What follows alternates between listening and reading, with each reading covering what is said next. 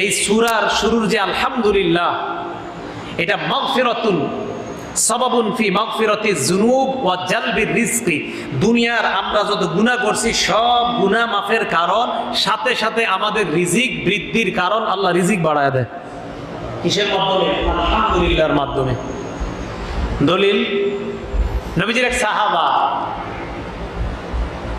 আনাস ইবনে মালিক রাদিয়াল্লাহু তাআলা আনহু বলেন, জাআ রাজুলুন বাদাবিয়ুন, এক গ্রাম্য ব্যক্তি নবীজির কাছে আসছে, গ্রামের নবীজির কাছে আসছে। আসার পর বলেন, আল্লিমনি খায়রান ইয়া রাসূলুল্লাহ, হুজুর আমারে ভালো কিছু শিখিয়ে দেন তো আপনি।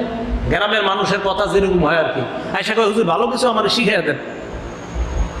নাসিরউদ্দিন আলবানী লামাযহাবী, যারা আহলে হাদিস যারা ফলো করে ওনাকে, উনিও এই হাদিসকে সহিহ বলছেন। এবং মজার ব্যাপার, আমি ওনার কিতাব থেকে এই হাদিসটা নিছি, সংগ্রহ করছি। তো আসছে